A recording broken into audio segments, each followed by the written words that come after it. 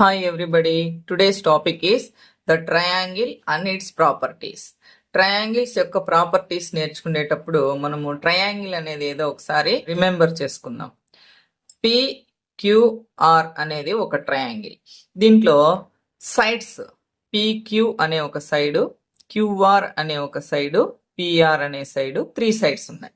Sides అంటే PQ, QR and ఆర్పి లేదా PR, ఈ 3 సైడ్స్ ఉన్నాయి. తర్వాత యాంగిల్స్ అంటే ఇక్కడ ఏర్పడేది angle P, angle Q, angle R. Angle పిని ఎలా చదువుతామంటే యాంగిల్ క్యూపిఆర్, యాంగిల్ క్యూపిఆర్ ఒక యాంగిల్. నెక్స్ట్ ఆర్ యాంగిల్ అంటే angle PRQ, angle PRQ. Next angle Q అంటే యాంగిల్ ఆర్క్యూపి, యాంగిల్ ఆర్క్యూపి. ఈ విధంగా యాంగిల్స్ రాస్తాం. నెక్స్ట్ వర్టిసిస్ అంటే ఏవేవి అంటే పాయింట్ పి, క్యూ, ఆర్ అనేటివి వర్టిసిస్.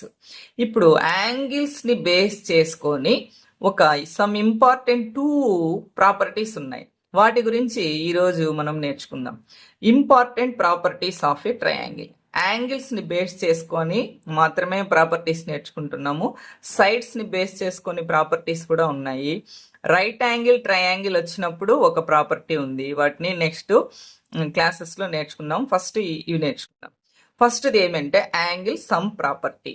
యాంగిల్ సమ్ ప్రాపర్టీ అనేది ఒక యాక్టివిటీ ద్వారా నేర్చుకుందాం అండి. ఇది ఒక ట్రయాంగిల్ అంటే PQR ట్రయాంగిల్ అనుకుంటే ఇక్కడ ఒక యాంగిల్ ఉంది, ఇక్కడ ఒక యాంగిల్ ఉంది, ఇక్కడ ఒక యాంగిల్ ఉంది. 3 యాంగిల్స్ ఉన్నాయి.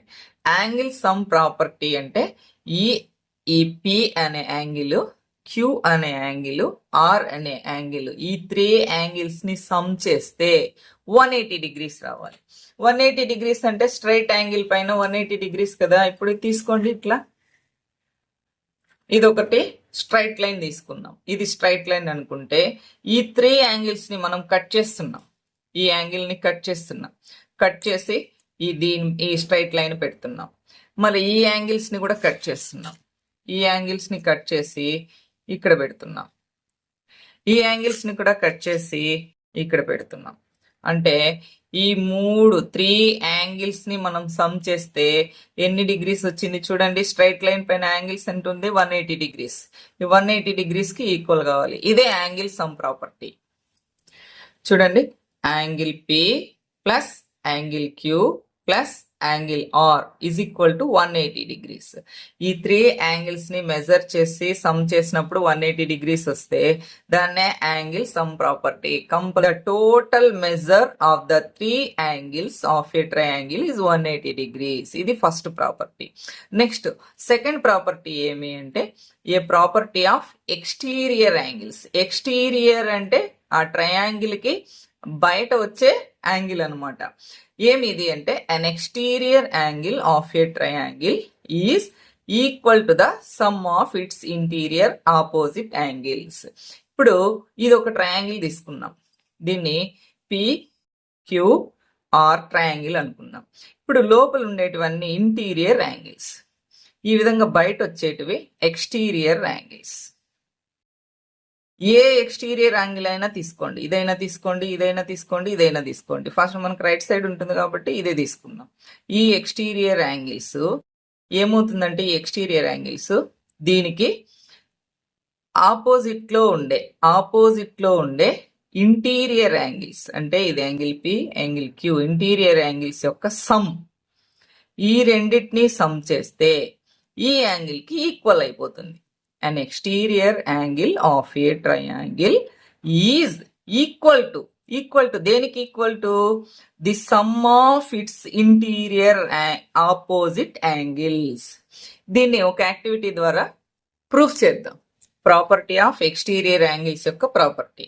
ఇప్పుడు ఒక ట్రయాంగిల్ ఉంది. ట్రయాంగిల్ కి ఈ యాంగిల్స్ అనేటివి ఇంటీరియర్ యాంగిల్స్, బయట వచ్చినది exterior angles. And exterior angle is equal to some of opposite interior angles. అంటే ఆపోజిట్ లో ఉండేటివి ఎక్స్టీరియర్ యాంగిల్స్ కి ఈ ఆపోజిట్ లో ఉండే ఇంటీరియర్ యాంగిల్స్ రెండిటి యొక్క సమ్ చేస్తే ఈ ఎక్స్టీరియర్ యాంగిల్ ఈక్వల్ అవుతుంది. దీన్ని ఇప్పుడు మనం ఈ యాంగిల్ని కట్ చేసి తీస్తున్నాం, ఇక్కడ పెడుతున్నాం. ఈ యాంగిల్ని కూడా కట్ చేసి మనము ఇక్కడ పెడుతున్నాం.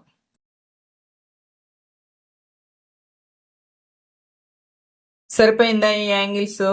ఇక్కడ ఉండే యాంగిల్కి ఈ 2 యాంగిల్స్ సమ్ చేసి పెడితే సరే అది ఈక్వల్ అయిపోయింది అనమాట. ఇదే ఎక్స్టీరియర్ యాంగిల్ ప్రాపర్టీ అనమాట. మనము ప్రాబ్లమ్స్ ని ఎలా సాల్వ్ చేస్తామో కొన్ని ఎగ్జాంపుల్స్ ద్వారా తెలుసుకుందాం. ఇప్పుడు చూడండి,